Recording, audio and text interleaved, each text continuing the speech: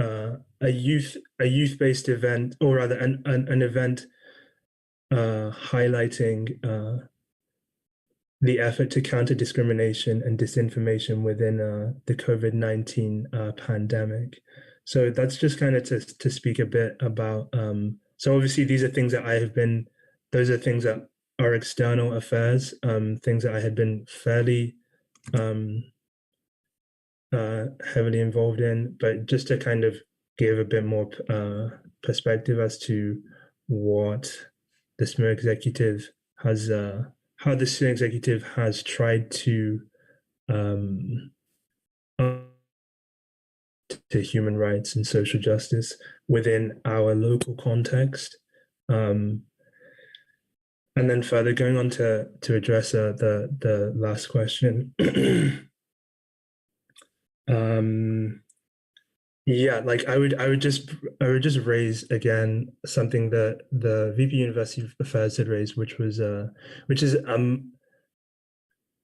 fact that there is not a very clear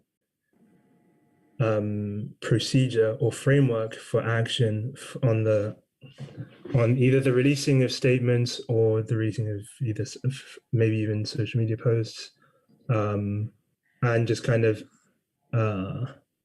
general communications, within the SSMU. That's not an incredibly surprising kind of fact.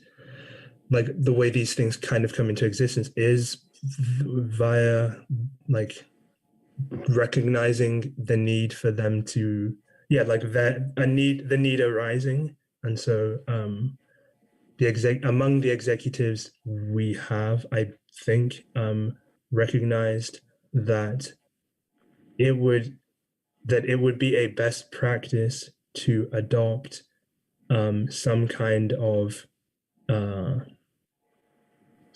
framework that offers more clarification to everyone and more transparency to everyone, and a clear procedure for a much clearer procedure for consultation and involvement in the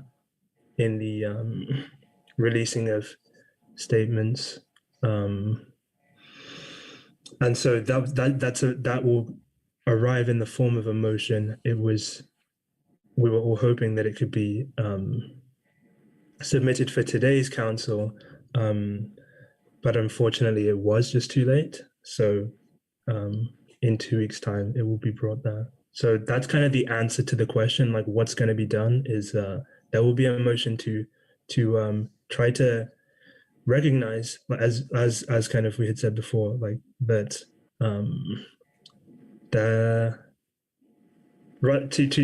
to recognize that SSMU has a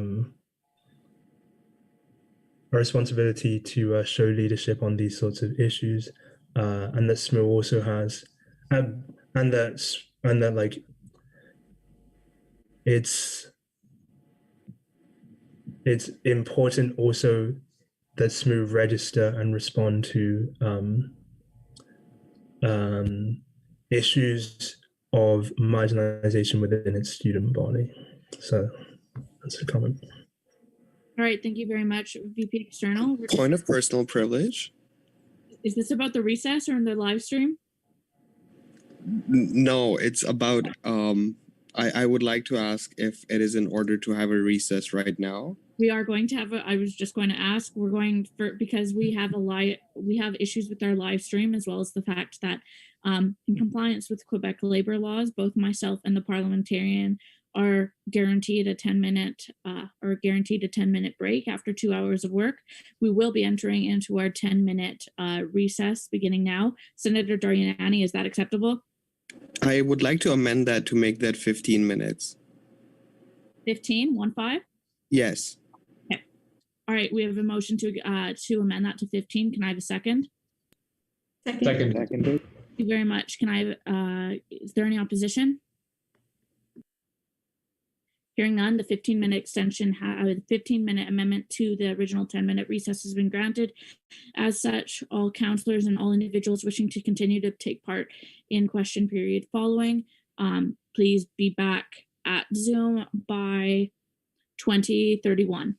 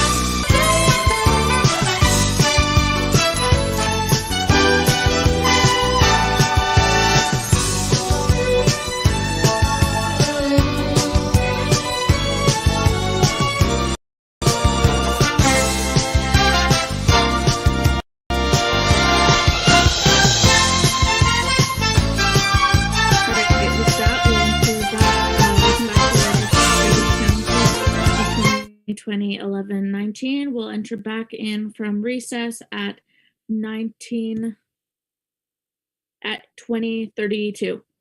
Moving back to question period, I will note that there are individuals still wishing to ask questions. However, we have our question period has been exhausted. So if there's any individuals that would like to put forward a motion to extend question period, they can now do so at this time. Motion to extend by 20 minutes, please.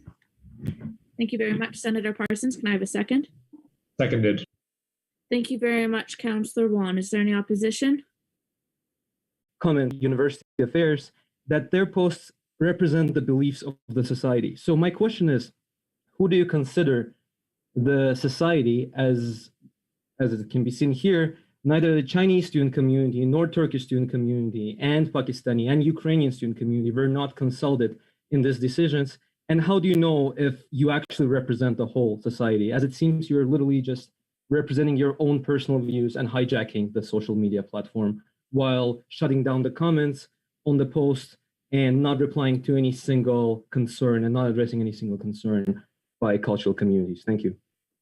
All right, we're going to note the strike of the minutes regarding the hijacking of the social media. That's clear leading part of the question. However, all other portions of the question can be considered. So VP University Affairs. Right. Okay. So I do want to note that the post wasn't solely about ArtSec.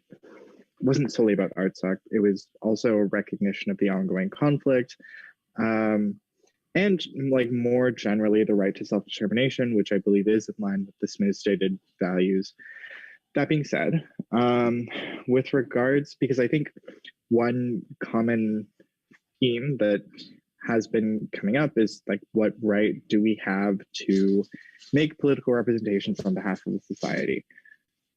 I guess I would just say that in the same capacity as like any other legislative counselor, it is our job to do so. We were elected to do so. You all elected us to do so. At least a majority of you did. It's our job to interpret the society's governing documents. In fact, it's in the president's portfolio to ensure the enforcement and interpretation of the Constitution. It's our job to make these interpretations and to govern the society operationally in between meetings of the Board of Directors and of the Legislative Council. So I would say that that is my response to any questions regarding the legitimacy of political representations that we make. I would say, yeah, I think I realize, like you mentioned, like the same themes keep coming up in our answers, and it's because our answers are really very simple. We make representations based on the governing documents of the society and the platforms that we were elected to represent. We're doing the job students of society has to do to test our ability. That includes speaking out on matters of social justice and human rights, yes, which are not solely determined by UN resolutions from the 90s, but are an ongoing, kind of ongoing development. I'd also note that we're really not the only one to stand in solidarity with specifically Armenia and ArtSec. The city of Montreal did so, even Canada both released statements standing in solidarity with the people of Armenia. And Montreal specifically, the people of ArtSec. So I would say that it really isn't just us. We're not the only ones with these opinions. We're doing our best to represent the beliefs of the society in our governing documents and to represent our members, particularly those who feel marginalized. And that's what we're going to continue to do. Can I add something? A follow-up question? Yes, as I think my question was not answered. My question was, how do you know that I think this can be taken as kind of a given, but of course not everyone is going to agree. In fact, like you asked, how do I know that I'm representing all members of the society? I don't, because the SMU couldn't make a statement that represents the beliefs of every single member. That's not what we try to do.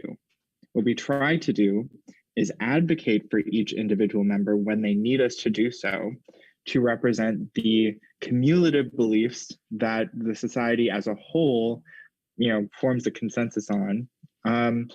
And where there isn't some kind of consensus, we look to policies, we look to the political decisions of the Legislative Council and the platforms that we were elected to represent. So how do I know that I can't say that we're representing every single member. I don't think anything we could do would represent every single member. But what I do know is that we were elected by a majority, like a democratic majority vote, to represent the beliefs of the society. Those shared beliefs, either those passed through Legislative Council or that you all elected us for in our platforms and in our voiced opinions. That is what we represent. That might not, the positions that we speak on behalf of are not going to be universally agreed on. It's impossible to find any single political issue that everyone is going to agree on. But we strive to do what aligns with both our personal beliefs our personal beliefs as individuals and the beliefs of the society in our practices and governing documents. And with that, I can say that I'm confident that we are doing that to the best of our ability.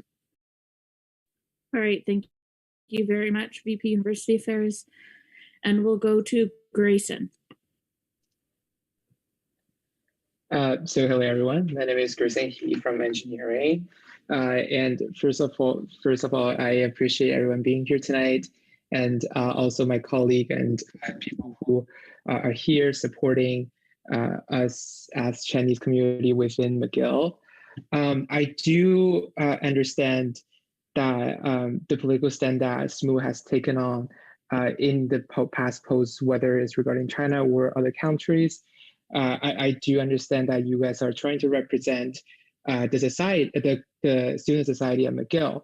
So I do find an issue where, as Brooklyn has just mentioned, that they are the SSMU executive team was elected by the majority. However, specifically last year, I think there's a lower than 20% electoral turnout for the executive team. So I don't think that's a good number for us to put it out there and say, hey, we are representing this community, and then because you guys elected us. So, but I also see the council, the SSMU's willingness to represent us. So how, what are the steps that SSMU is willing to take to better represent the McGill community as a whole? What SSMU is willing to take to represent the student society at McGill as a whole? All right, thank you very much. VP University Affairs. Yeah, so we're a democratic political body. I realize that our vote turnouts are not ideal. They're not particularly high. I realize that. That being said, if students want to participate in SSMU governance, if they want to make their voices heard, if they want their opinions to be represented, mechanisms exist for that. Every SSMU member has the right to vote in our elections, not just for executive, but for their respective counselors. And it's really unfortunate that many SSMU members either aren't aware or choose not to vote. But we can really only do the best with what we have. Executives elected by as many people as we're interested in voting. It's unfortunate that we don't have higher turnouts, but I don't think that's a reason to question the legitimacy of our decisions, because the same could be said for absolutely every single elected position within the society. It's not just executives that have low turnout. The same can be said for counselors and senators. But at the end of the day, I don't think it's productive to question the validity of the people that are here today or the validity of their actions. I do think we should work to have higher turnouts, but I don't think that's the root of the problem here. Students have mechanisms by which they can represent their opinions.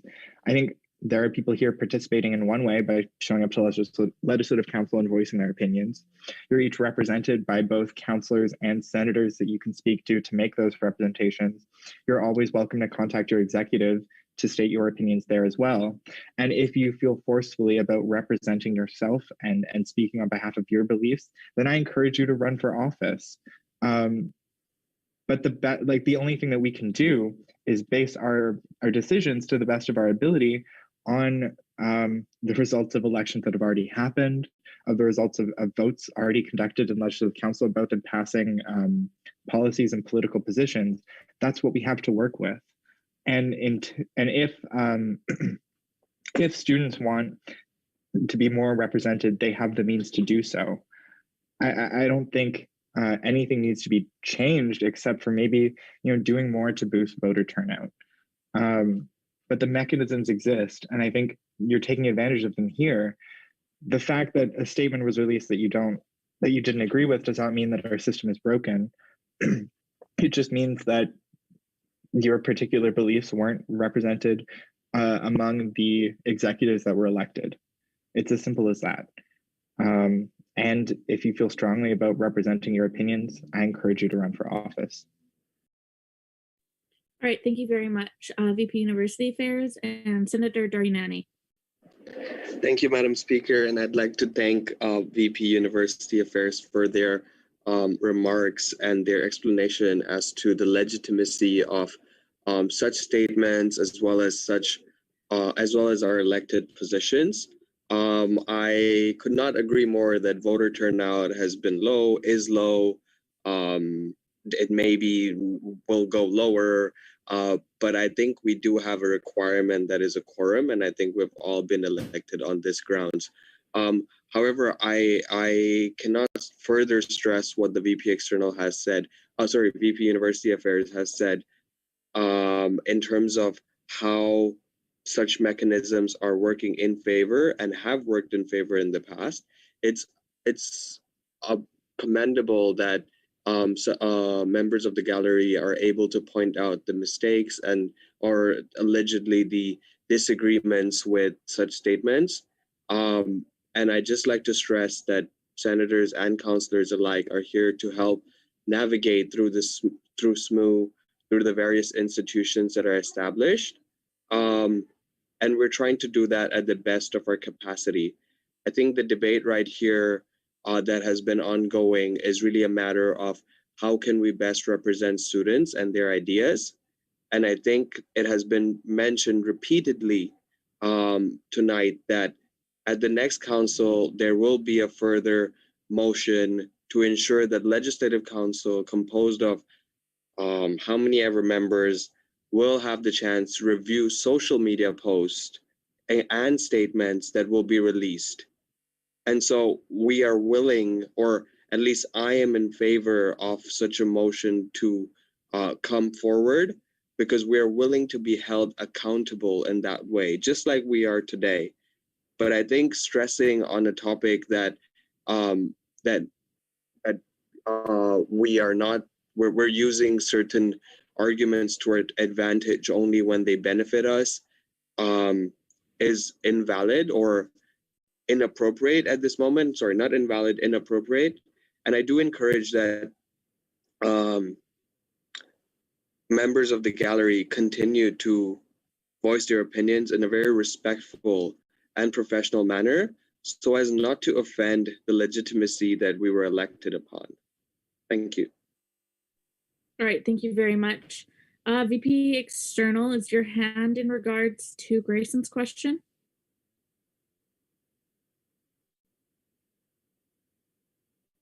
Okay. Yes, sorry. Okay. Councillor Karasik, is your hand in regards to that, or is it different as well? I was going to respond, yeah. Okay, you can respond.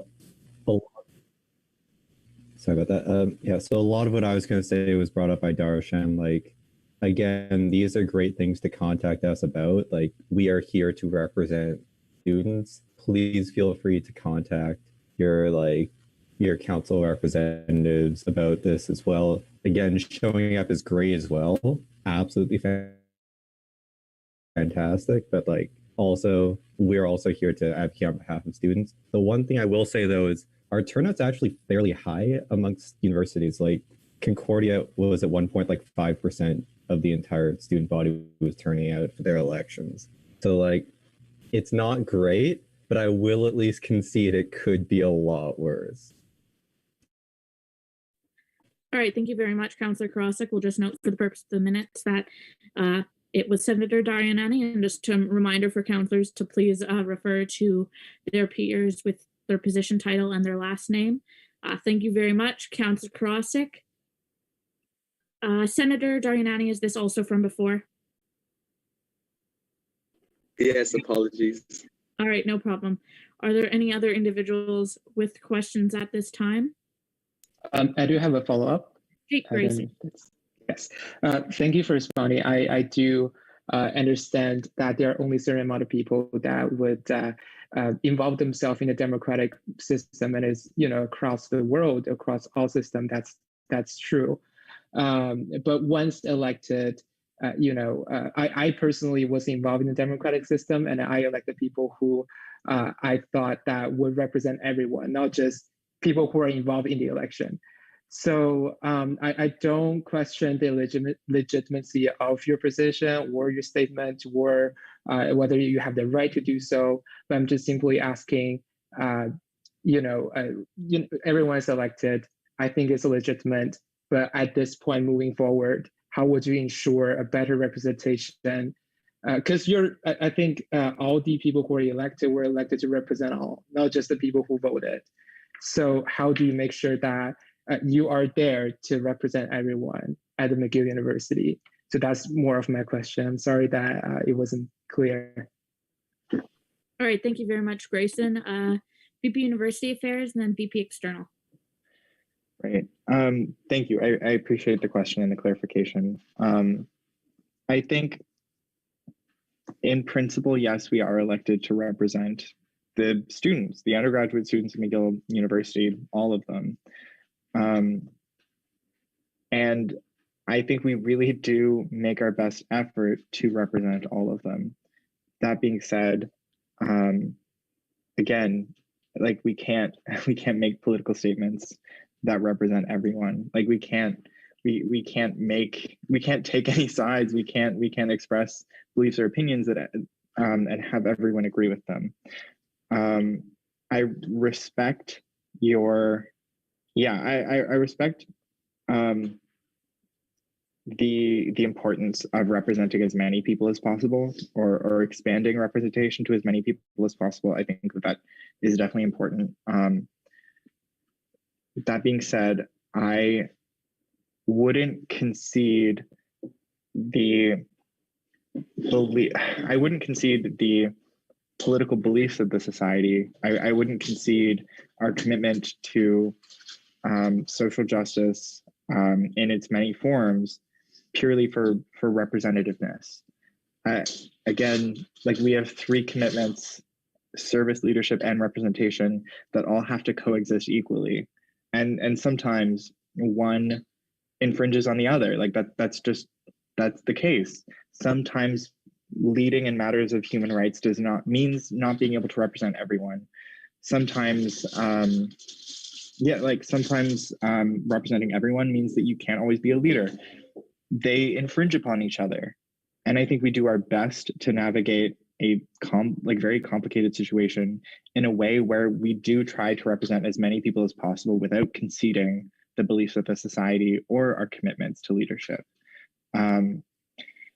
So to answer your question, how do we expand representation?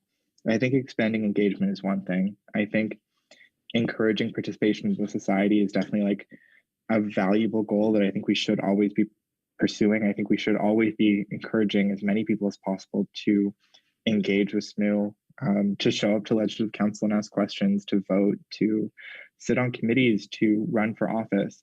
I think that the importance of participation in democracy like cannot be understated in any way. I will admit that there's always more that we could be doing. We could always be conducting more consultations. We could always be like making a larger effort to, you know, get the full picture, to talk to as many people as possible, to reflect as many people's beliefs as possible. But I think I hope that everyone here and just in general understands that, like, at the end of the day, like, we really do have to like weigh the balances between our commitments, between our responsibilities as executives, and between like even our own personal beliefs. And some like it's not a perfect system. We're not perfect people, but I really do believe that we make our best effort to lead while representing as many people as possible, to include as many people as possible. And I can make a personal commitment, speaking for myself, to conducting further consultation whenever possible. But I wish that there was some grand gesture that I could point to that would fix everything, that would make it so that everyone could be included and that everyone could be represented, while, you know, without taking away our ability to represent the beliefs, to, I guess maybe I shouldn't say the beliefs of the society, but to represent, you know, the opinions of council, to represent our policies, to represent our commitments. But moving forward, I think all that we can do is try to do what we're already doing better, to consult more people, to improve engagement in the society's democratic practices, to listen. And I really want it to be clear that we have been listening. But at the end of the day, like, I think that's all that I can commit to. And I really do apologize that there isn't, in my mind, I don't think there is more that we could be doing. But I really do appreciate everyone who took the time to share their beliefs, that took the time to engage with us, because that is how we get better. That is how we make, you know, more informed opinions. I think it is a joint effort, not only on us, but of the entire society, to kind of come together in dialogues like this. I think that's incredibly important. And I think I'm going to leave it there, but I appreciate everyone's comments. All right, thank you very much, VP University Affairs, VP External, and then Senator Daryanani. Okay, thank you. Yeah, I had kind of forgotten like what I wanted to say, but I've remembered now. And so, yeah, thank you for the question. I think it's like it kind of gets to, yeah, in a way gets to the heart of what is important about this discussion. I think that, okay, well, just to say as well, like in terms of, as the VP University Affairs had just sort of mentioned, it may seem as though like there aren't really any more sort of grand gestures that can be made, but I think even like within the executive committee ourselves, it's been mentioned, and it's been mentioned that it's been mentioned, like we have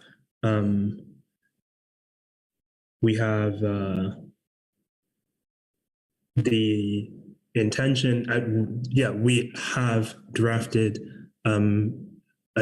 we have a draft kind of procedure to sort of move forward with that ought to be more,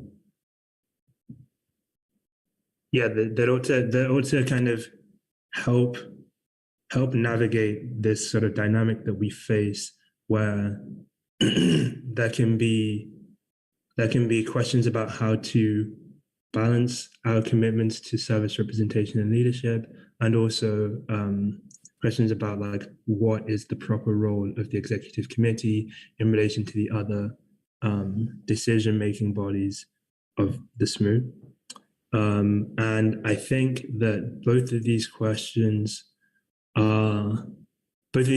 are the crucial questions that I think being asked, we have tried to answer them. And so I can give a bit more information about that on the one hand. And so I think something that we have all come to think is an important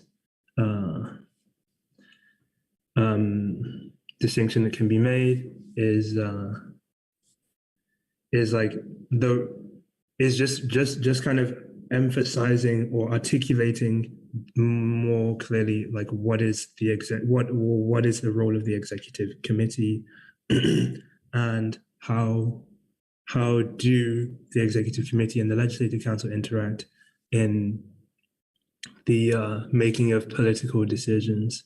So that's a question that and I think that is definitely one aspect of what's important about like the entire all of these questions and conversations, and that is something that by delineating or defining, setting out in a clearer fashion those roles, we can all come to better understand like we can all come to be more on the same page as to what does it mean to take a political position? What does it mean for the executives to release some kind of statement or message of solidarity, because they won't necessarily be the same thing. That's one thing. Another thing is the question or the idea of representation, I think, is somewhat tricky because we have a commitment to representation, we have a commitment to leadership, we have a commitment to social justice, comprehensively, you could say. And what's important is I think what's important is that like the decisions that are made be inclusive. I think that's a good way of kind of articulating what we're trying to get at when we say representation, because when we say representation, we don't mean that literally whatever the student body thinks, regardless of how regardless of what that kind of representative opinion is, it ought to be the opinion taken by the SMU. I'm not suggesting that this is actually the case. Like I don't believe that it's the case that, say, the majority of the student body has like extremely reprehensible moral views. But like if we were only to rely on this idea of representation, then we would be committed under certain circumstances to like reproduce exclusionary, like intentionally exclusionary and marginalizing things, if that were kind of the democratic will or the representative stance. So there's like, it's more a question of, I think it's more a question of like, how can we foster an inclusive environment in which people feel heard, people feel like that when they feel marginalized, that's taken into account and that's understood, and that actions are taken to mitigate that in the future, which is what the purpose of like this motion and these conversations, unfortunate though they are, that they've had to happen like this as the result of people feeling marginalized. But that's, yeah. And then I think the last thing that I was going to add was that, yeah, with respect to like participation, representation, I think somewhat differently from what's been said, it is like important for there is definitely like an important role for like the people who have these sorts of institutional positions to be like proactive within proactively sort of inclusive in the with respect to any decisions made by the like on behalf of the society. So I think that point is well taken, and from like everybody who has had questions, and that like it's not it. I would hesitate to say it's like so simple as like, well, you need to participate more, but like there are things that can be done to foster like a more participatory or a more engaged student body, so that in the future like people are better, do feel more heard,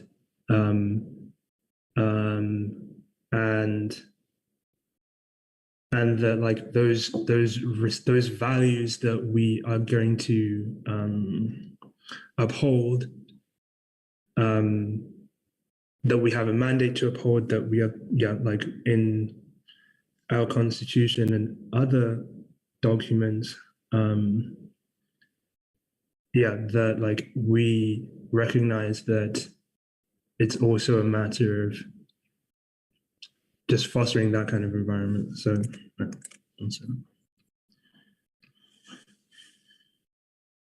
right, thank you very much, VP External. With that, our time on question period has been exhausted. Is there a motion to extend question period at this time? I'd like to motion to extend by 10 minutes. We have a motion for a 10-minute extension. Can I have a second? Seconded. Thank you very much, Councillor Williamson. Is there any opposition? Hearing none, we'll first go to Senator Darianani. Thank you so much. I'd like to thank Council for extending the time. I'd like to keep my statement short and brief by simply quoting Spider-Man to say, with great power comes great responsibility. And I think everyone on Council is trying their best to embody this statement. I'd like to justify that our power comes from you, members of the gallery, our electorate, our constituents, as well as Legislative Council itself. To specifically provide some direct measures how constituents can reach out to their representatives that they formally elected, I'd just like to name 3 specific ones. So maybe this varies from faculty to faculty, but I know for a fact that we can be mandated to take a certain stance depending on the will of our constituents. So to give an example is, if you want us to vote no on a certain motion, you can mandate us to do that by bringing that to the respective Legislative Council, and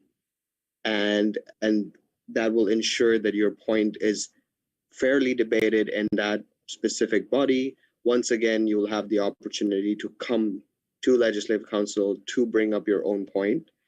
Secondly, I'd like to also clarify that while councillors and senators are privy to the knowledge of Robert's rules, institutional knowledge, and such, it is our obligation, or at least my obligation, and I think I speak for most councillors, that we're trying our best to keep ourselves available via all platforms given the remote learning environment. I know for a fact that I personally have kept my Facebook open despite having my personal and political or professional divided. I've taken the time to answer questions, help constituents navigate through the process. And I can speak for a fact that a lot of people on this call have done the same. So it's not a matter of how we can advocate for you or how we can better represent you. I think at this point, it's a matter of us trying to understand what is the best way to do so. And at the same time, not remain vague in our statement. So we don't want to just have performative solidarity or performative action in representing what we believe is right, what we were elected on the grounds to do so, or speaking for marginalized groups. But we want to make sure that we're not offending, hurting, or disregarding certain voices. So I think my ask to my constituents is that should you have any concerns, please feel free to, actually, I implore you to reach out to me by email, to schedule a call, to reach out with any means and really state your ask and your needs rather than giving open and broad questions on how and why. Because clearly, if you're here, you got here somehow, you know a little bit about SMU, you know a little bit about your about the institutions we have. So it's a matter of getting those voices heard the right way and in time. Thank you. All right, thank you very much, Senator Daryanani. Councillor Reed. Thank you. First of all, I mean, with respect to statements on the voter turnout and with respect to like thorough representation, it's absolutely right that the Legislative Council and that legislative counselors are resources by which students can reach out to make their voices heard. But I also think it's important to acknowledge that it's not exactly a perfect system when that reaching out or that representation is happening after there's a major controversy, after people are affected by situations like this. And it's important that we take a look at how these sort of institutions can be made a little bit more democratic. One thing that I'm thinking about is having a better connection with consultation with Legislative Council. I recognize it certainly comes with some caveats as opposed to getting statements out quickly or in a timely manner, but certainly because Legislative Councilors have a link to their respective faculty councils, or certainly have a better ear to the ground with respect to what their own constituents are thinking, and might be an avenue by which we can sort of improve the democratic nature of the way these statements are being made. And so this is something I hope to personally look at with CDRC and also consult with EUS, which, you know, in my personal experience has a pretty good history of this, and bring some ideas. And I also absolutely look forward to the University Affairs' motion that is forthcoming in the next Legislative Council. And finally, I would like to say just thank you to the executive, specifically the VP External and University Affairs, for fielding all of these questions, and as well as for the executives and for those in SMU's communications operations that worked to, despite the political nature of these statements, produce as safe a space as possible on these forum posts, and specifically in this Legislative Council as well, often well engaging with these very, rather racist or disturbing commentary in these comment sections. And ultimately, I appreciate that this is, it certainly has a lot more to do with structure and with the way our governance systems work, and not to do with the intentions of our executives or anybody involved with these statements, which I'm sure we can all trust are in the best interest of our students. So thank you to the executives and others involved for that. All right, thank you very much. And Grayson? Yeah, I just have a final follow-up, and again, thank you everyone for answering my question. And I do believe that there are more to be done. I don't think that's the end of encouraging interaction and participation in student government at McGill. And I do appreciate Senator Daryanani. I'm hoping I didn't butcher it, but sort of the top-down interaction, as opposed to waiting for the student to reach out in a bottom-up manner. And especially in situations like this, when it comes to very controversial political issues, there are always two parties that you get. As diverse as McGill is, you can always find people from the two or multilateral countries that are involved in the issue, and then have them represented before you send out a statement, before you make you take a stand. It's always good to be heard, and I think that's all we all want. We are not trying to dictate what kind of decision that SMU should make, what kind of statement that SMU should put out, but rather just to get everyone that could be affected by the statement and issues that SMU advocates for heard. Those people are going to be infected, me personally, in this issue. I feel very left out. And I think that in this particular incident, SMU has only listened to the one side of the aisle in this issue, as opposed to everyone. And that's it. Thank you.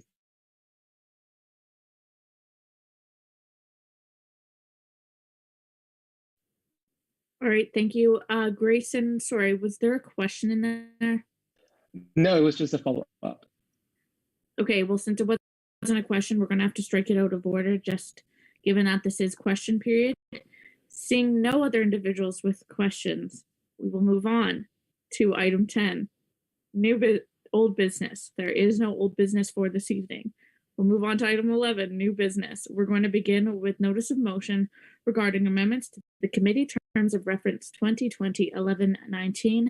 And this has been moved by VP Finance. So VP Finance, you have 2 minutes to motivate. Yeah, thank you. So the current process of approving and distributing funds through the funding committee right now takes 3 to 5 weeks from the reception of the application at funding committee to the distribution of funds.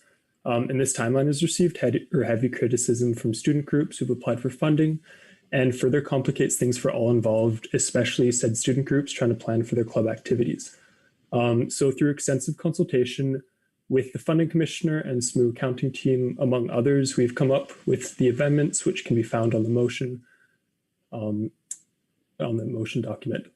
So the main purpose of these amendments is to clarify when funding application approvals shall be ratified by Legislative Council, allowing the immediate disbursements of funds for applications that are less than 20% of the total fund for that fiscal year. And this in turn will substantially expedite the funding process to take only 1 to 2 weeks.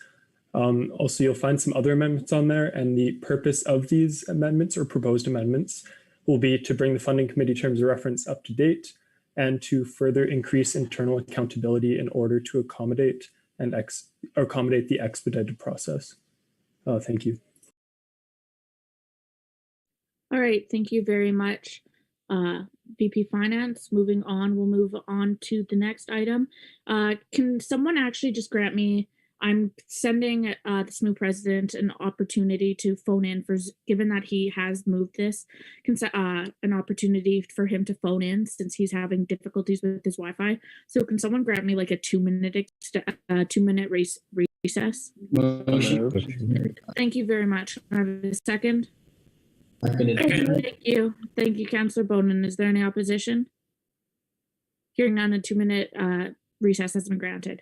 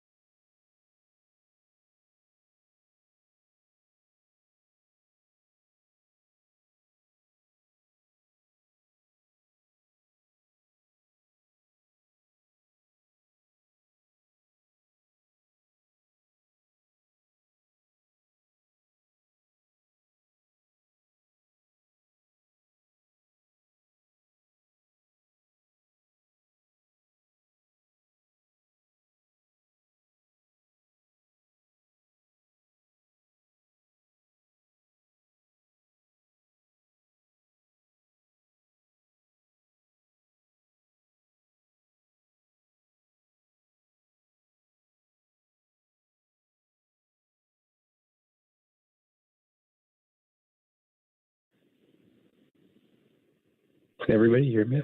Yep. You are. I'm gonna leave. Is there an echo, by the way? Yeah. So if you turn off your computer, like your computer volume, it should be good. Okay, give me a sec. Is that better? Yep. It's okay. Are you muted? Let me see.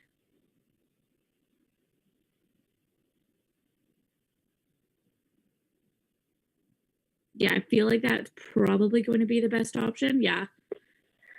Okay, I'll try my best, and if there's an echo, then let me know.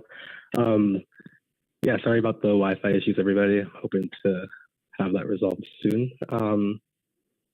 But yeah, so essentially, so I gave the presentation to council last week on the this 5-year plan that I've been working on.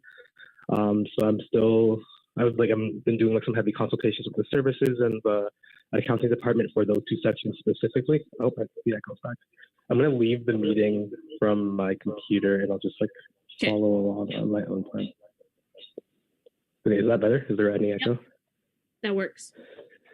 Perfect. So yeah, essentially the plan, as I mentioned last week or 2 weeks ago, is designed to expand the SMU in the following departments: so staff, operations, clubs, services, finance, and advocacy. And so there's a brief blurb in the motion itself, but then you can go into the Appendix A for more detail on each section and specifically what would happen. I tried to separate them from, high priority to medium priority to low priority. So things that could happen in the first year, things that can happen in 3 years' time, and things that can happen in 5 years' time. Notably, this would involve the creation of a subcommittee of the Legislative Council, or a committee of the Legislative Council rather, that would have both members, or not both, but members of the Legislative Council, executives, full-time staff, and members at large who would serve as its accountability and implementation committee throughout the year.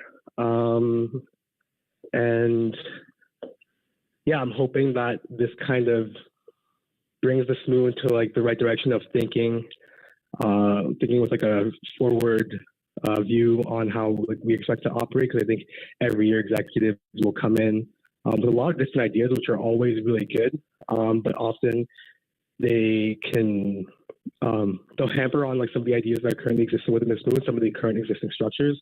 So this is kind of a goal to avoid that and guide, I guess, the future executive teams and the society as a whole into improvements. And I think that it's kind of set out in the motion. So if anybody has any questions between now and in 2 weeks' time, please do let me know. I'm more than open to discussing and then hopefully friendly amendments and stuff, whatever they may be. Thank you. All right, thank you very much, SMU President.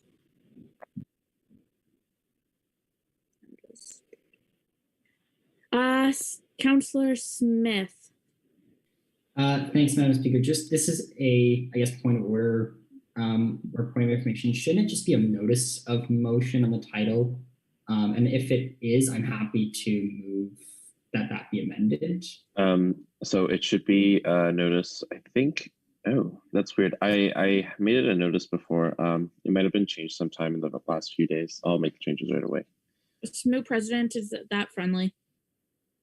Yeah, that's friendly. I think I brought that up back in the steering committee report as well. I think you probably did. Okay, perfect. Thank you. Senator Parsons. I just had a point of information for the Vice President Finance, if that's okay. Is it about the last?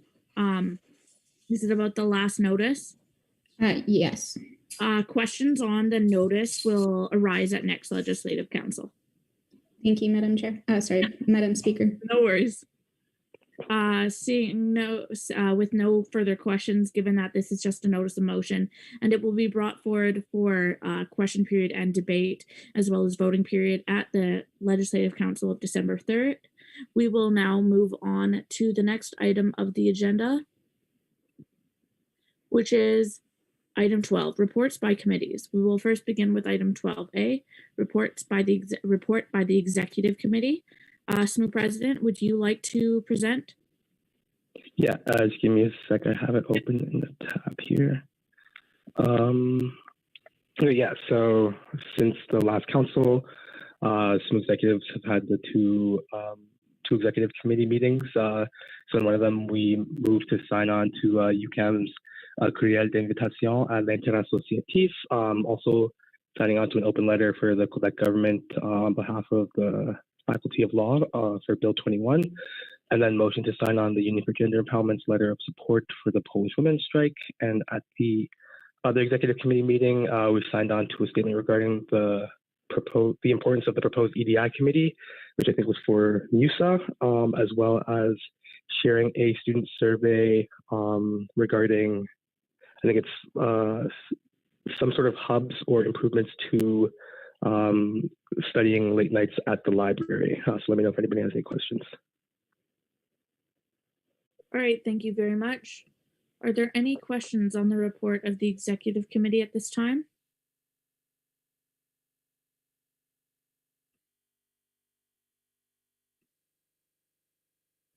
Seeing no individuals with questions, we will move on to item 12B, report from Equity Committee.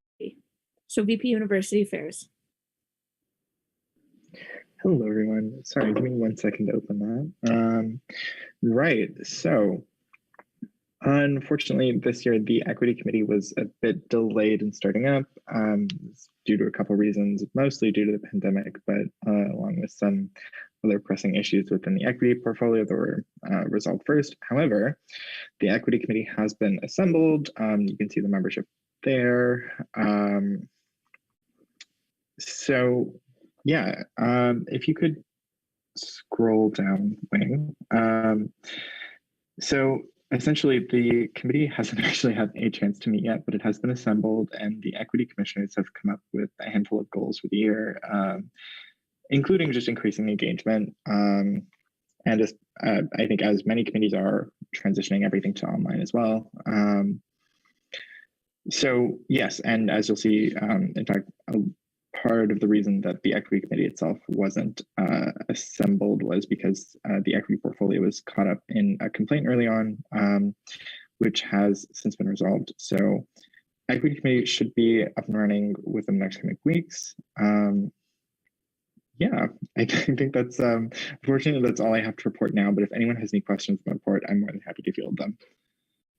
All right, thank you very much, VP University Affairs. Are there any questions on the report of the Equity Committee? I do, actually. Councillor Kirk-Sue. Yes, hi. For the Equity Committee, as one of the councillors who was going to sit on the committee, I cannot see my name on it. I was wondering if there's like a problem with it or... VP University Affairs? Sorry, this document was drafted by the equity commissioners, so I don't know why your name is not there, but I will message them right now to make sure they're aware of that. My apologies. Thank you. All right, thank you very much. Are there any further questions on the report of the committee? Seeing none, we'll move on to item 12C, report from the Indigenous Affairs Committee. And I'm not sure which external is responsible, which executive is responsible for this, but whichever one can present. I believe it's me. Yeah. Yeah, it's a bit of a shared responsibility, but I'm gonna make the call and say that I can present this one. Right. So the Indigenous Affairs Committee, under the stewardship of the new Indigenous Affairs Commissioner, Jocelyn Couture, who drafted this report, has taken on a new form this year. So interestingly, yeah, so essentially a topic of early discussion among the Indigenous Affairs Committee members was essentially like what the format was going to look like, especially like online.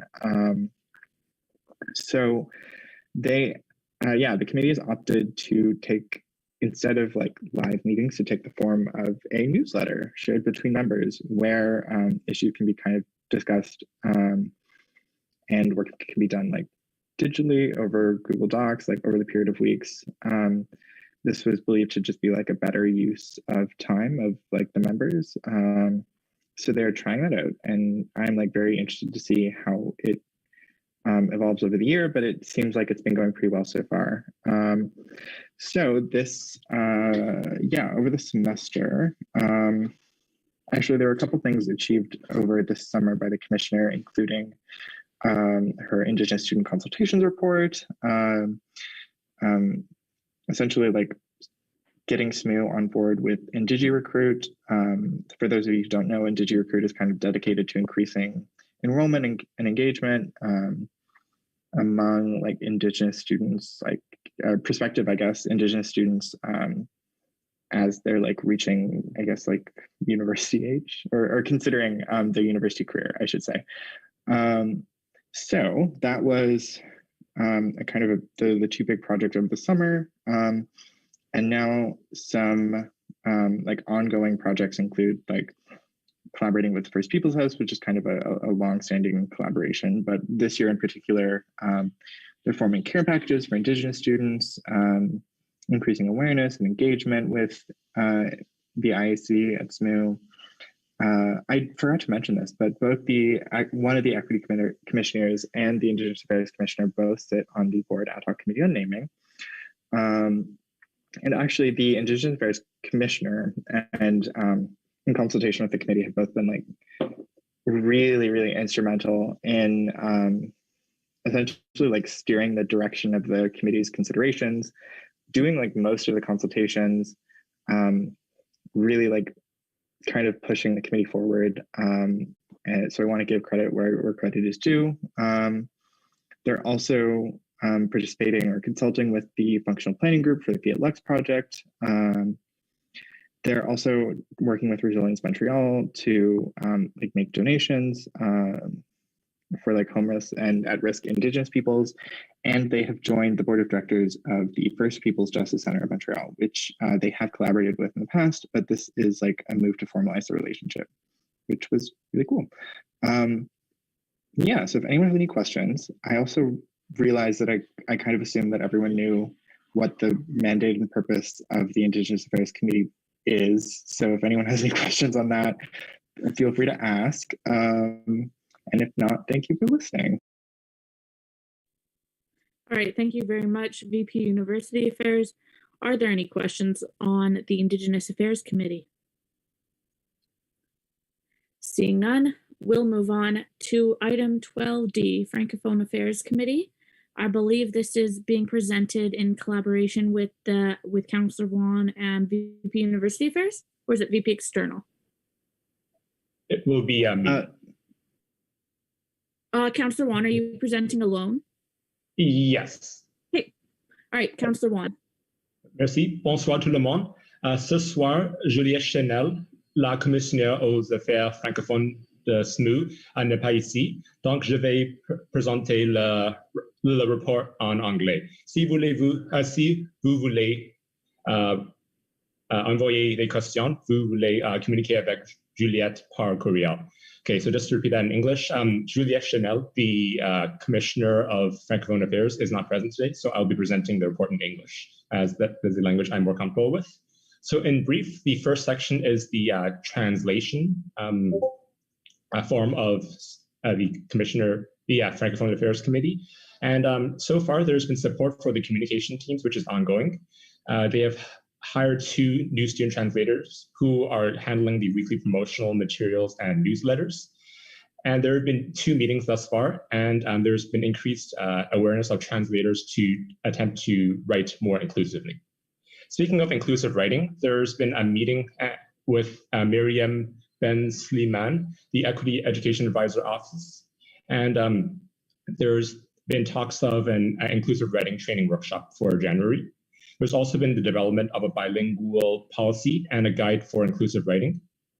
And there have been talks with UDM in this front. And there have been talks also, communications with the McGill Daily, or Le Daily, in terms of writing an article on the timeline of inclusive writing.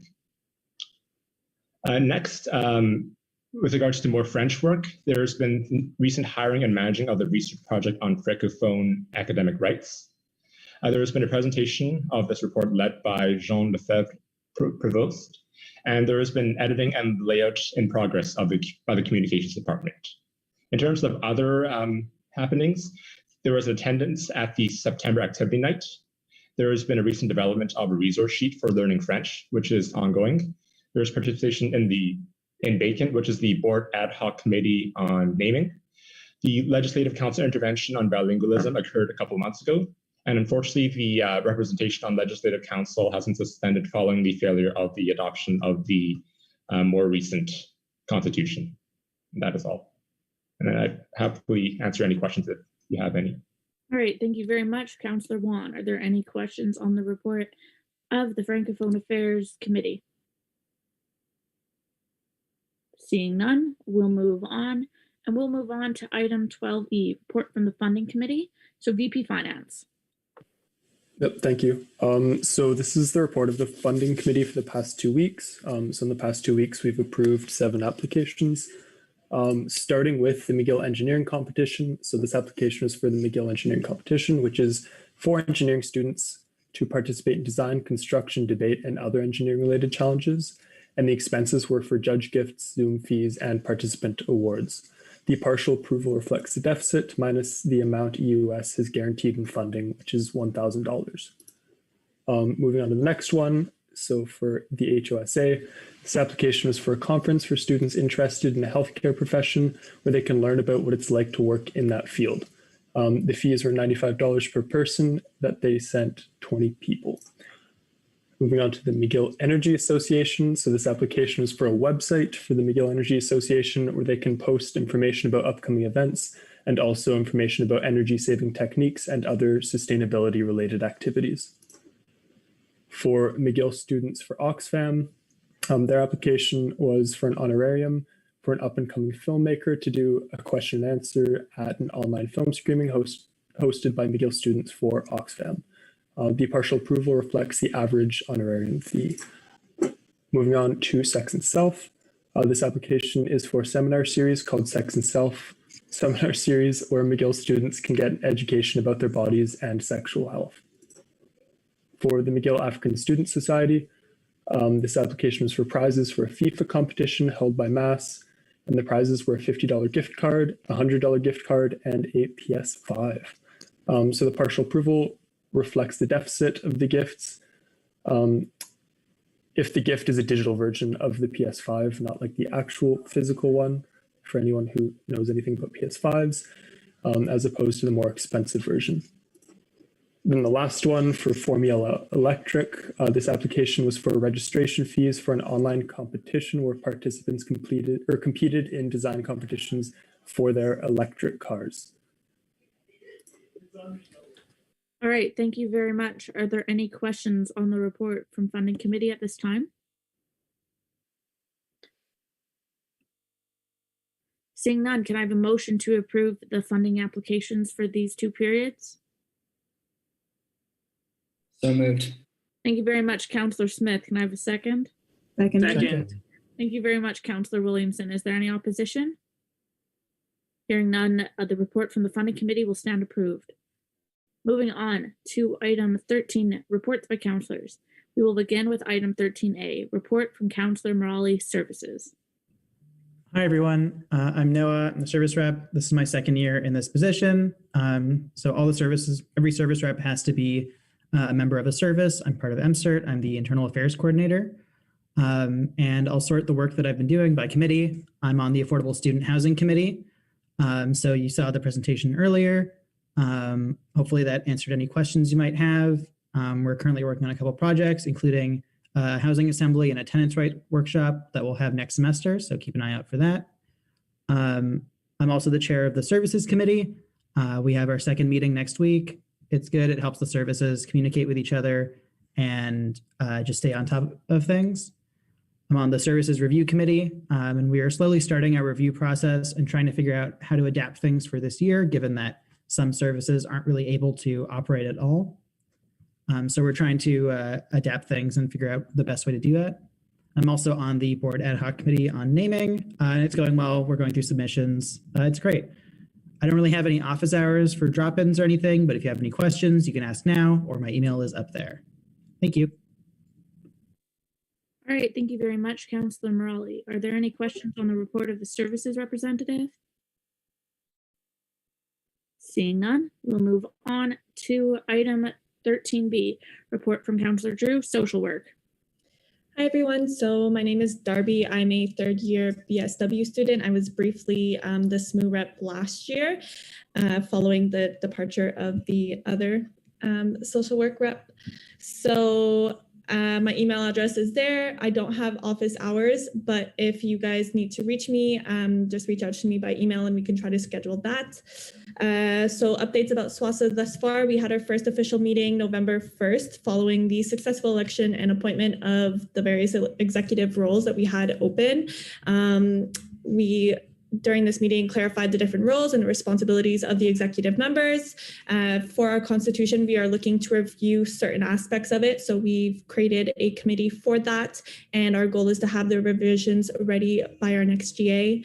We're also looking to organize different events, including possibly CPR trainings, practice with court-mandated clients, and other things that are of interest to the social work students. We are also looking into supporting a social work peer mentorship program and currently have a considerable budget for 2020-2021 fiscal year for events and other such things. And then our communications coordinator was approached by an organization called Expert Bâtiment about a program called Éconologie, which is a program meant for low-income families initially, which has become open to students. That's the report. Thanks. All right, thank you very much. Are there any questions on the report of the social work representative? Seeing none, we will move on to item 13C, reports by Councillor Gunderman, Management. Thank you. Hey everyone, my name is Noah Gunderman, and I'm one of the two representatives to the Digital Faculty of Management. I'm a third-year U3 student majoring in International Management and minoring in History, so shout out to the Faculty of Arts. In terms of the MUS Council, which consists of the Board of Directors and the Executive Team, the Advisory Committee for the appointment of the new Dean of Management just had its first meeting. It was more of an introductory meeting, and they sent out an email to the students and faculty encouraging them to attend a virtual consultation session, basically if they have any questions, comments about the appointment of the new dean. So for those who have been walking past Bronfman this semester, you might have noticed that there's a couche-tard now in the Bronfman lobby where there used to be a quesada a few years ago, and it's part of the it's kind of an experience as part of the Ben Student School of Retail Management. So while we feel rather positively about this couche-tard, it's definitely a threat to our student-run and much beloved Dave store. It definitely cannot compete price-wise with the couche-tard. So right now we're trying to transition Dave store to kind of a merchandise, so they can sell merchandise. We have a few designs and we're coming up with some products soon. We also have a constitutional amendment that's up for approval by the Board of Directors. Some changes are mostly in the interest of consistency, so mostly in terms of voting. And then there's also the addition of VP Sustainability and EDI, who's going to be responsible mostly for equity and social sustainability initiatives. After we approve this amendment, it will be up for referendum. So we had some concerning reports by students of professors who have been overworking them and kind of making use of the context of the virus and giving them even more work. And this is really taking a toll on their mental health. So the MUS president is currently in contact with the administration and trying to fix this issue. Then there's also the approval of New Club, Ratepoint Capital, which, for those who are interested, focuses on private equity as opposed to public equity. Some events that we posted in the past months. So the U1 rep in cooperation with the VP DNO spearheaded a faculty-wide game night. I've seen similar events across different faculties. It was well received, and it's mostly to keep morale high and make sure students engage, specifically U1 students, because of their diminished experience this year. The first year involvement team hosted a successful virtual speed friending on Zoom, which was very well received, and I can only recommend to other faculties. We're even trying to scale it up to the whole MUS because we didn't have many up-year students attend. Then, for those interested, the Fashion Business Uncovered hosted its 8th annual Fashion Forecast Conference, obviously on Zoom. And finally, Penny Drops is currently hosting its Financial Literacy Month and teaching students across campus about things like investing, budgeting, and so on. I can really recommend, since I'm also part of Penny Drops as a senior mentor. So I will now open the floor to any questions you might have. All right, thank you very much, Councillor Gunderman. Are there any questions on the report of the management representative? Seeing none, we will move on to item 13D, report by Senator Parsons. Thank you, Madam Speaker. Hi, everyone. I'm Addie Parsons. I use she, her pronouns. I'm one of the representatives from Senate Caucus. I'm also in the Music Undergraduate Student Association, or MUSAT. So this is my report. So here are some of the committees, councils, and caucuses I sit on, but I'll go into some highlights. So some recent activity at Senate. And I also recognize Vice President Frizzle will also be talking about this, so I'll try and keep I'll try not to step on their toes. But this was submitted prior to yesterday's Senate. So there was the joint board Senate meeting where the topic was pandemic preparedness, local impact of global health crisis. And then yesterday, all 3 questions that Vice President Frizzle talked about at the last council meeting were submitted and answered, and I have linked the answers in my report for those who are curious. Also, some exciting news is that fall reading break was formally passed, and it will be next year, October 11th through 13th. In Senate Caucus, we have been preparing for both meetings. We've also been doing work with SU policy advocacy and the winter break discussions. For Faculty Council on Music, I would like to say thank you to everyone who helped MUSA by signing on to our statement in support of implementing an EDI committee. It proved to be successful, and we were able to pass the proposal. So thank you all. That was very helpful and very kind of you. Next, for MUSA Executive Council, we've been discussing changing some of the program requirements. We've also implemented our buddy system, which is where first-year students are paired with upperclassmen in sort of a mentorship role to help them navigate their first year at school. Also, we have now signed on to the IRP policy, and we will be implementing that. We are also doing a major overhaul of our Constitution, as it seems other faculties are doing the same. And we're hoping to have it finalized and sent out for referendum by the end of fall 2020, or more realistically by next semester. I also forgot to include on here CSA, Committee on Enrollment and Student Affairs. We met today for the second time this semester, and if I could just get my note on, we approved, my apologies, we approved Duolingo English proficiency testing for undergraduates, which is exciting, and we, projects and advocacy. I've been working on a couple of projects regarding student outreach with student government and accessibility in education. Here I have listed some upcoming meetings. I have put the public ones in parentheses. However, if I would be happy to give anyone the information to attend these meetings, and then meetings that I have not parenthesed as public attendance. If you email me, I would be more than happy to still talk about them with you. And then I have also included, this is my first report, but I was noticing other people's reports have a little about me section, so I've included that. And I've also included my contact information. So thank you, and please reach out to me if you need anything or just want to meet me, since I'm new to council, and I look forward to getting to know everyone, and I stand for questions. All right, thank you very much, Senator Parsons. Are there any questions on the report of the music senator? Seeing none, we'll move on to item 14, executive reports. We'll begin with item 14A, report by the president. Thank you. Can you guys hear me, by the way? Yep. Perfect. So as I mentioned in the announcements, the fall GA is happening on Tuesday. So there is the event link. Please share it and invite all of your friends. I'm also looking for a seconder to move a motion to ratify the directors who are going to be sitting on the board for the 2020-2021 year. So if any counselors interested, send me an email or send me a message. For advocacy and representation, I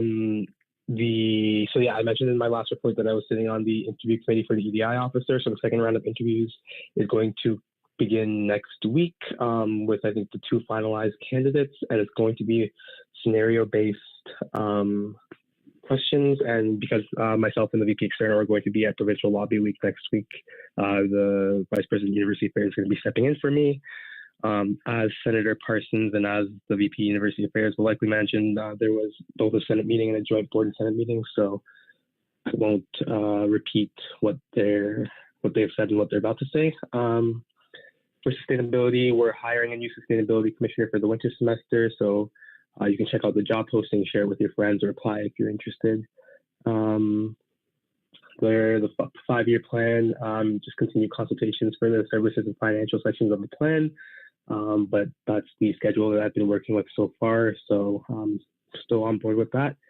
For you crew, you've probably seen on social media, there's been the debt-free degree campaign. So if you know anybody who will have outstanding student loans upon graduation, I would encourage them to go to that website and fill out, it's like a little postcard that they're going to send to your MP.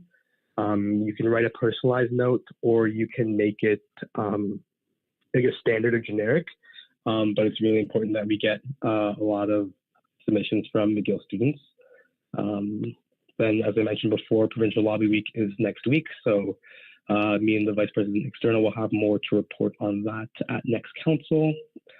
There was the Bacon Committee meeting at CJRC, as well as the Senate Committee on Physical Development, and we also had a meeting, myself and the Vice President External, with Divest McGill today, just to talk about some upcoming joint initiatives or ways that we can support each other. And then we're going to have some follow-up meetings on ways that we can work together in the future. So there might be a potential to incorporate them in the 5-year plan in the future. Just for other meetings, so I had a meeting with SHHS, the director, so that's Marissa, about the food location in the arts building. So it's currently a Subway. It was just like a conversation about its renewal. I think she's going to be seeking input from art students and also just the McGill students as a whole soon. But something that came from that is that Tim Hortons will be coming back to campus soon. It was here in like 2013 or whatever it was. So that's really cool. They're just looking into the location where it'll be now, but you can expect it, I guess, in the coming years. The executives also met with the provost, where we covered a bunch of different topics from the winter break, like the extended winter break petition that's been circulating, to just conversations about academic freedom. It went as well as I guess you think it can go, where like McGill admin kind of avoids answering questions or tries to remain neutral in a lot of their questions, but we were glad at least to have that meeting. And then I have a meeting scheduled. It was supposed to be a couple days ago, but it got pushed to next week with the new Dean of Students, just to kind of introduce ourselves, because we haven't had the chance to meet yet, but I'll stand for any questions. All right, thank you very much, SSMU President. Are there any questions on the report of the President at this time? All right. Seeing none, I'm just going to ask, given that we also do have a confidential session at this point, I was wondering if anyone would be amenable to moving forward the confidential session, just given that 2 of the individuals involved are not members of council, and it's hard for them to wait around, whereas opposed to counselors, you have to sit through the whole thing. So would anyone be amenable to motion to suspend the rules to enter into confidential session immediately, and then enter back into public session to finish the rest of the executive reports? Madam Speaker, on a point of motion. order. Yeah, Councillor Smith. As it is 9:54, we would have to recess after 10 minutes. Anyway, I move that we recess now for 10 minutes. We then enter confidential session, then come back into public session. Okay, thank you very much. Senator Daryanani, will you second? Is that the hand? Yes. All right, thank you very much. We'll note Senator Daryanani will second. Is there any opposition to this? Hearing none, I will see you all at, I believe, 22. .05. So in 10 minutes time for confidential session, and we'll note before entering confidential session, I'll ensure that all members of the gallery are removed from the participation list. Have a good 10-minute break, everyone.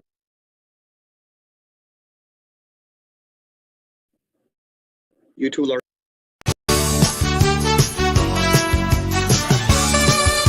Can we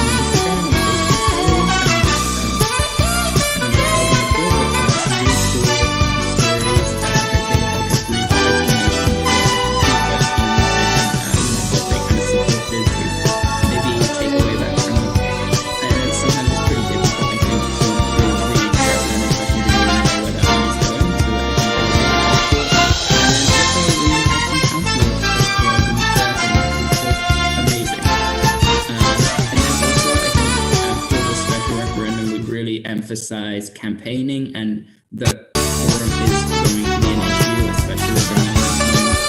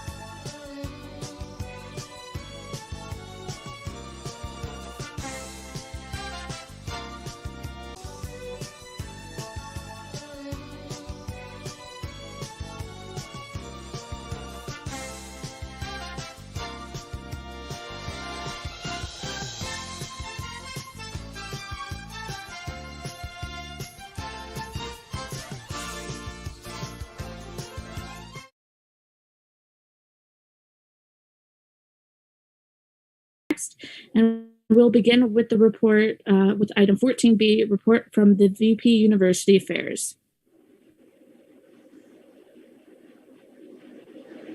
Hello. Okay, so let's get into it. First and foremost, the University Affairs portfolio looks a little bit different. It is something that I've been working on for a couple months now, which is probably longer than it actually needed to take, but the portfolio has been visually restructured in a way that I think makes more sense. The UI portfolio is a little infamous for being kind of opaque and difficult to understand and generally kind of chaotic. But hopefully this restructure will make it like more accessible to people that might not have a whole lot of like institutional knowledge of SMU, and like hopefully more inviting for more digestible, not only for like observers but also like future VPs UA. So getting into like what I've actually done. So under University Affairs and Research, in terms of research, these are the special researchers that are special researchers. For Senate activity, Senator Parsons and the president both mentioned a lot of this, but there was a joint board of governors Senate meeting where essentially it was just the university's response to COVID was discussed. Discussed is a generous word. It was more so that there were presentations by administrators on their handling of COVID-19. More importantly, Senate. 3 questions were submitted by members of Senate caucus and answered.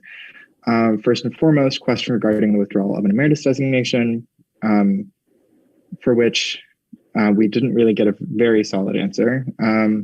Question regarding the principal's message on academic freedom and inclusiveness actually sparked quite a bit of debate over the role of academic freedom at McGill and the limitations of academic freedom. It was a pretty heated debate between myself, members of the Senate caucus, and the provost. If anyone has questions on that, I'm more than happy to talk about it later. And then there was also the question regarding the naming of the men's varsity team, which unfortunately was discussed after the name was already announced.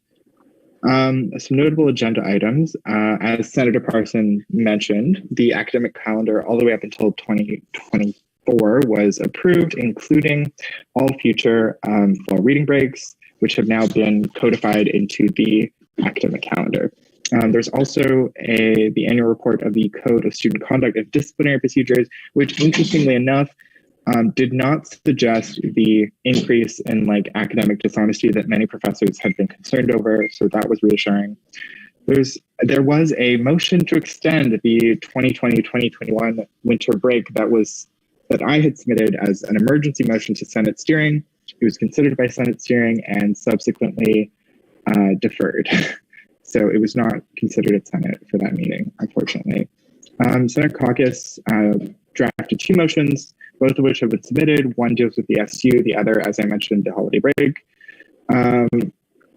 And yeah, I've also recently started working with the GDR to, in my words, formalize and empower the Senate caucus within SMU's governing documents. So that's going to be an ongoing project for equity and advocacy. Bacon, I have news for Bacon. Submission forms are still open and consultations will continue, but we are hoping to have a finalized name by the 27th. So we'll spend essentially the winter term consulting and vetting our finalized proposal.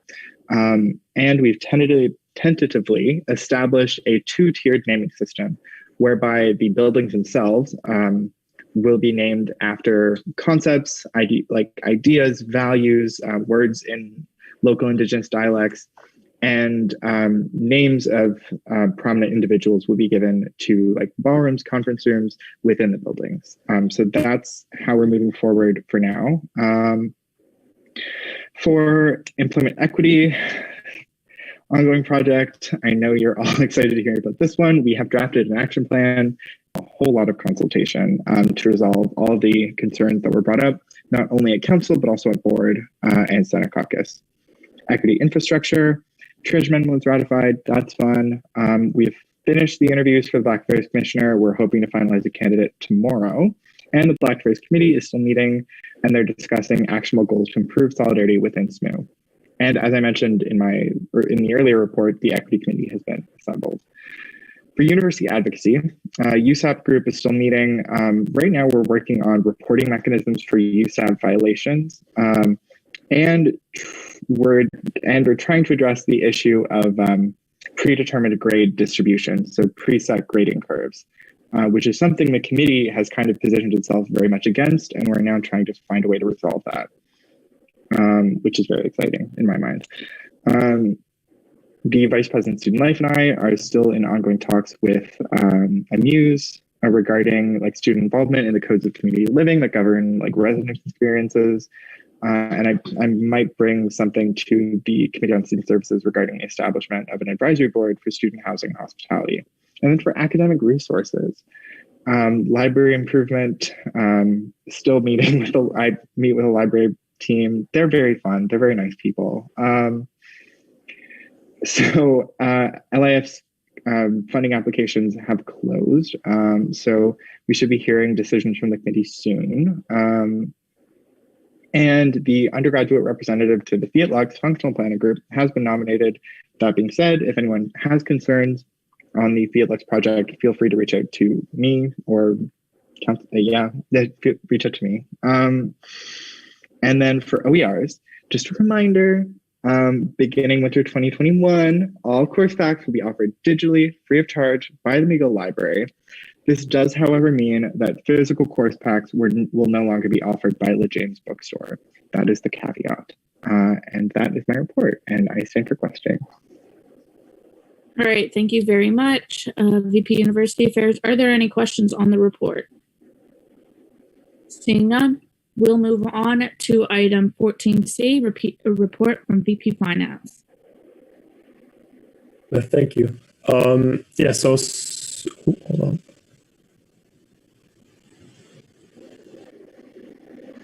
Cool. So I'll start with general finances and accounting. So as you all know, the Finance Committee is currently conducting their investigation into SMU student fee policies, also known as the ISFEP. And we are in the consultation phase up until the end of December. So we're currently consulting with services, which is fun. And we're also going to consult the membership at large through a survey.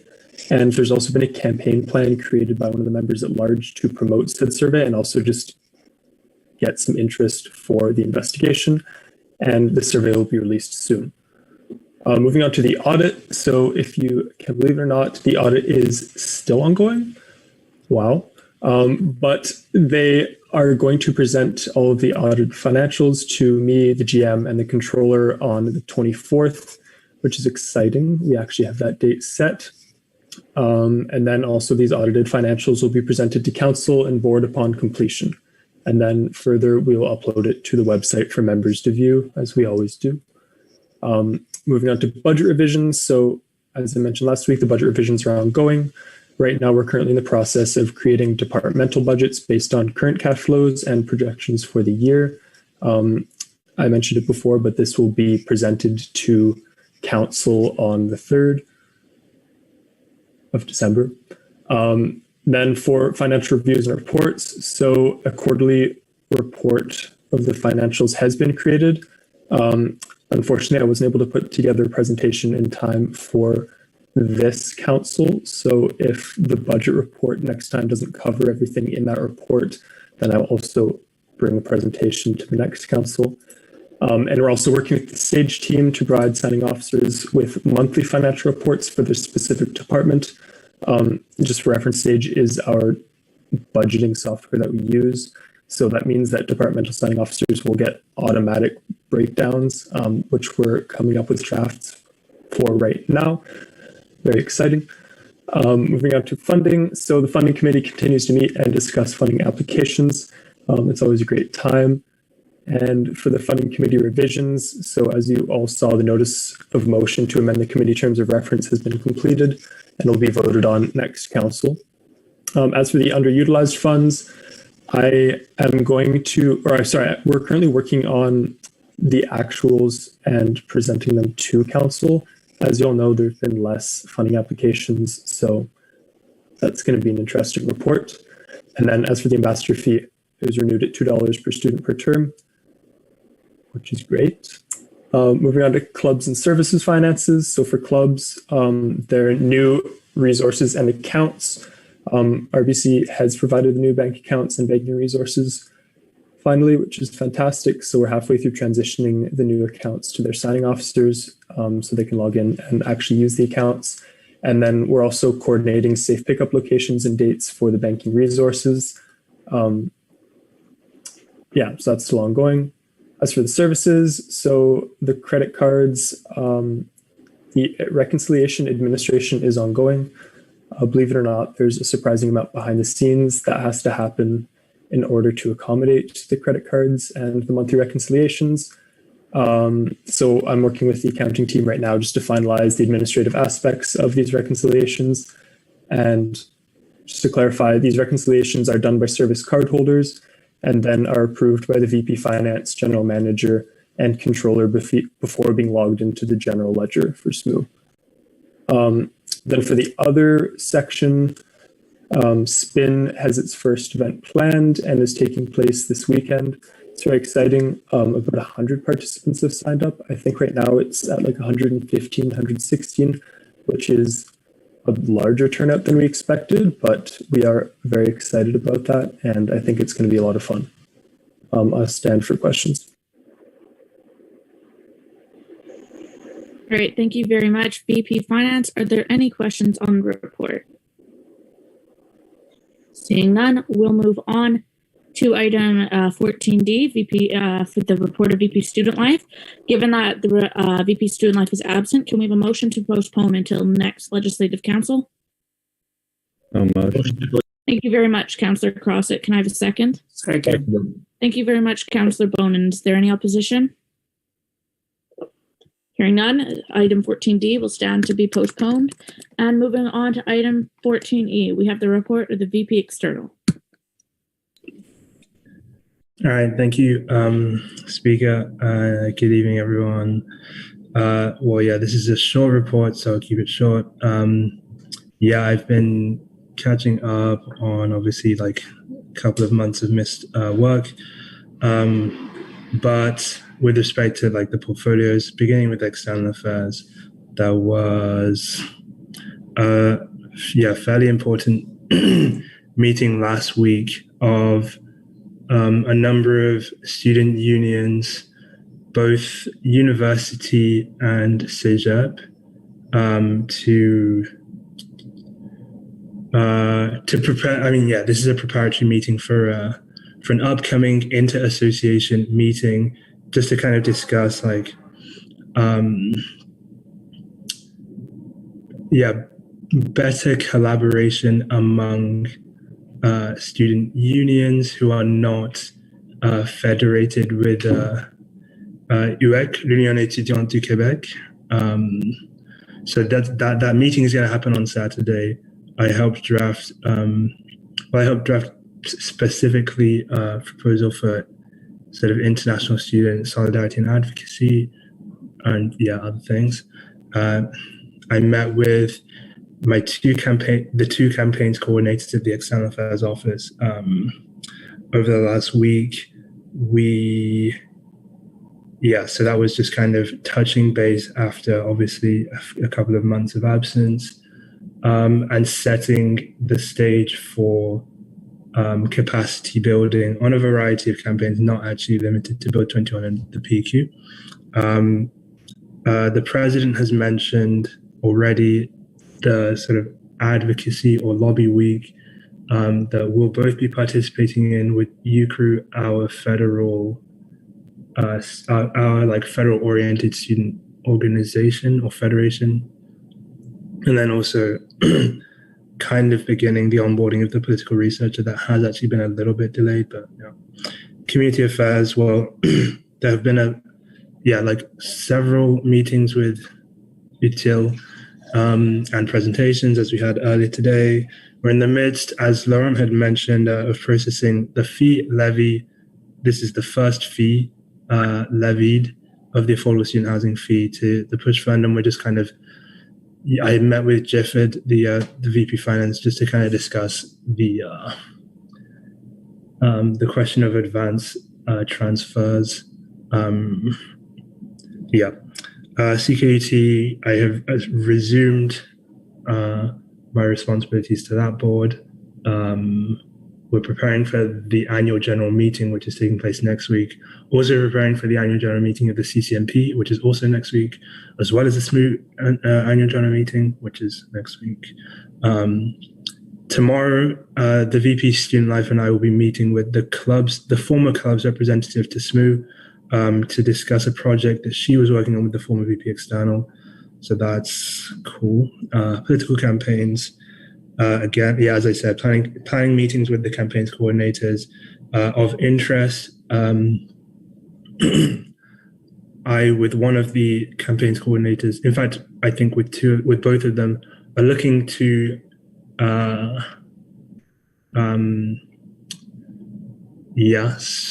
like informally, strike a working group on peace and disarmament to kind of a policy working group. This would be to renew the policy on harmful military research that expired at the beginning of this year. Campaigns guide I mentioned last week. The president mentioned a meeting with Diverse to talk about an initiative, or part of their campaign right now is a boycott. And just talking about how the SSMU can support the metro boycott.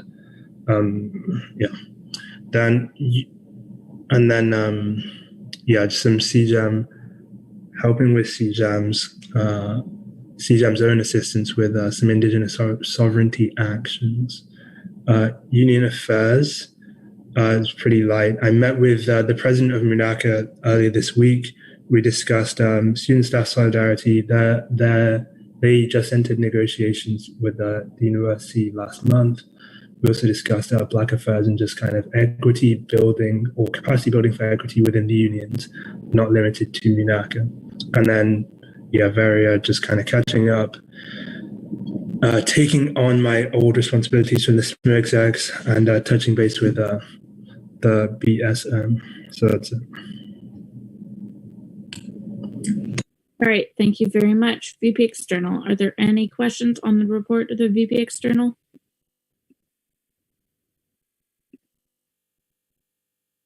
Seeing none, we'll move on to item 16, given that we already entertained confidential session. Can I have a motion to adjourn, please? Motion to adjourn. Thank you very much. Thank you very much, Councillor Smith and Councillor Bonin. Is there any opposition? Hear none, we will come to adjournment at 23:02. Nice work, everyone. Night, folks. Thanks, everyone. Have a good night. Night, Night, everyone. Good night, everyone. Night. All right, stay safe.